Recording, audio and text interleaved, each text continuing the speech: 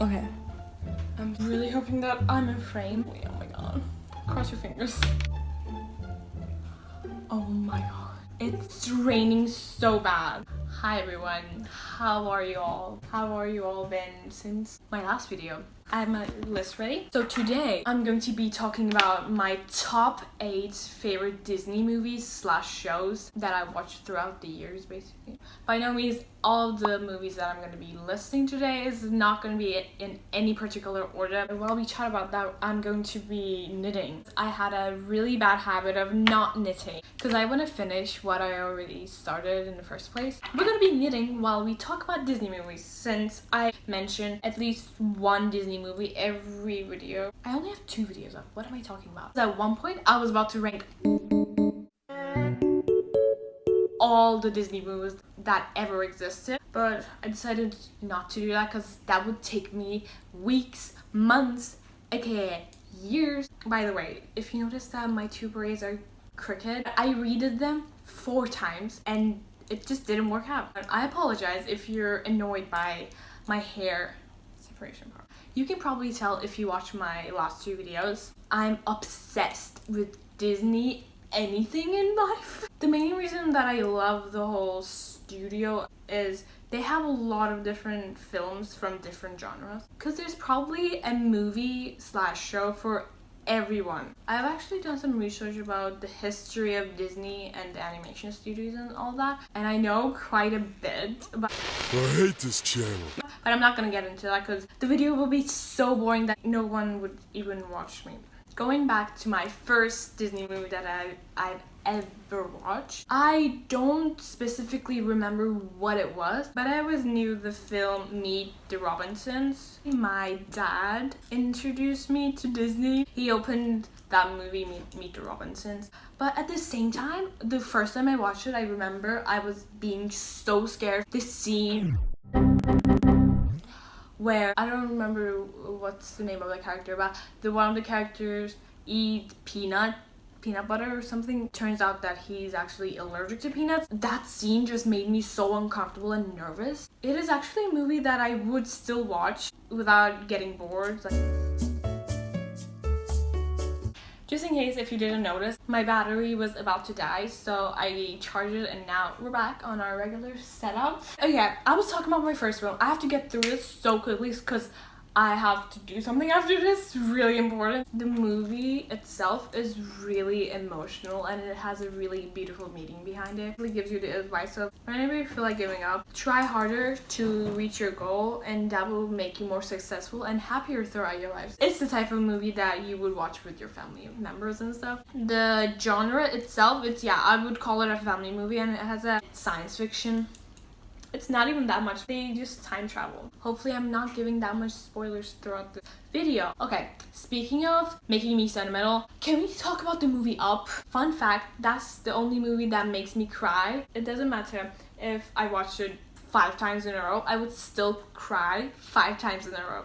Also the music soundtrack, the background music, is so good. It's insane. I talk about this with my friends and they told me that the movie didn't even make them emotional, but maybe it's just me. And the main motto of the movie gives is to follow your dreams and to move forward to reach your goal. The movie that I'm about to talk about is pretty recent and the name is Stargirl. It's a live action movie. When you watch it, you may think that it's just an average American drama. After I watched it, I kind of related the movie to my life. The main character, Grace Wonderwall, I really like her music and she plays the ukulele, which I wish I could play the ukulele but I can't. She just writes really good original songs. Let's talk about some more animation. My favorite movie type is animation, by the way. I don't care if I'm gonna be 60 years old, it's probably gonna be animation. I adore Phineas and Ferb. Am I correct? I don't see anybody not liking that film. If you don't like Phineas and Ferb, excuse you, are you good? But this show is amazing. When I started watching it in the first place, I was in year 1 in primary and my favorite character from that movie is Candace. My mom even compares me to her. The next, what did I write? I need to check. Okay, it's filming. I thought it was not filming for a second and I was about to cry myself to sleep, but we're good. The next movie is, we're throwing back a little bit, High School Musical 2. Not 1, not 3, 2. Although the first High School Musical movie is the OG, but I still prefer the second one because I like the songs better in that. Also, spoiler alert, in probably all high school movies, they're all literally the same except for the songs. Something happens to Gabriella, but somehow Troy and Gabriella finally gets back together. Ashley Tisdale, aka Sharpay, and Ryan tries to break them up. But in one point of the movie, Troy and Gabriella breaks up and then somehow always comes back to their relationship. I don't know how, I don't know the science behind that, but I really like the soundtrack of the movie. Throwing it back a year, which was 2019, before everything started to fall apart, I watched Aladdin live action, and then I went to the movie theaters and watched it, and I watched it again at home in the same day. Throughout my 14 years of living, I've watched probably every single princess movie, mainly the live action version. Made me believe in fairy tales. I don't know why, but I would say that it's slightly different from the original cartoon version, but in my opinion, it's still really good. Okay, so let's talk about one more show, Gravity Falls. I mean, I feel like probably all of my friends love Gravity Falls. I'm quite surprised that it's a cartoon. It's actually kind of not that suitable for children. It's not your typical cartoon movie that you would just open to your child.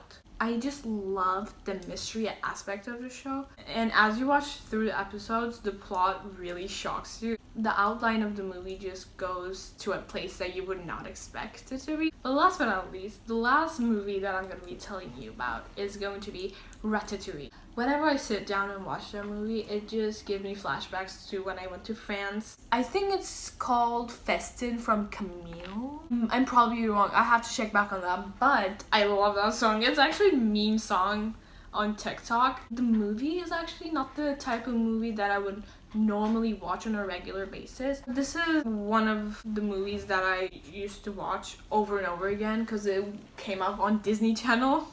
But everything aside, the old lady in that movie is so terrifying. The actual movie itself doesn't have that much of a message behind it, but I think the main reason that attracts me to that movie most is the way it's filmed, because I actually really do pay a lot of attention to pretty much all the shots that were filmed. Personally, when I pay attention to the certain shots in a movie, it makes me so satisfied.